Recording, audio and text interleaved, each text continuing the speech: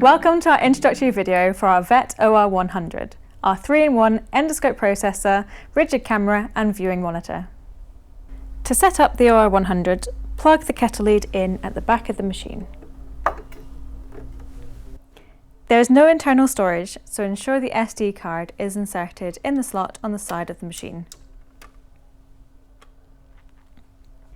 The USB flash drive can be used to transfer images.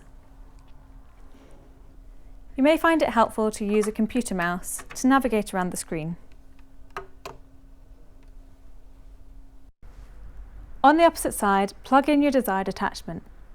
This can be an hour flexible endoscope, as we have here, or the rigid camera. If you're using the flexible scope, the water bottle attaches on the back of the machine and connects to your scope. Now you can turn it on by pressing the on-off button on the front panel.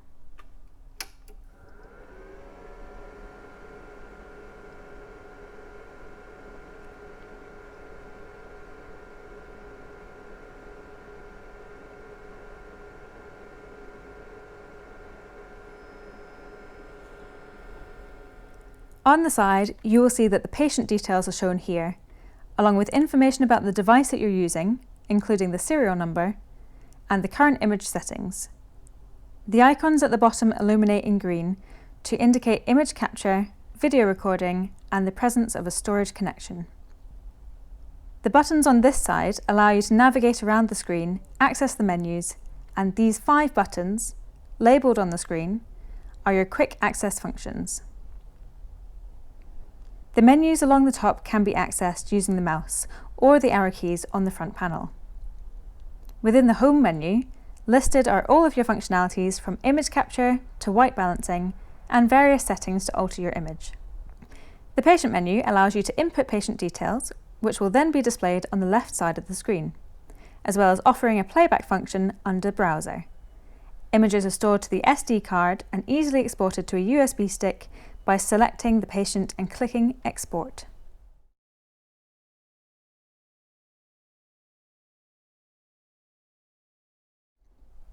The third menu allows you to customize the way your processor and input equipment works. For example, if we go into Preset 1, we can edit which functionalities to have via the quick access buttons, alongside what action the button or buttons on the endoscope or camera perform.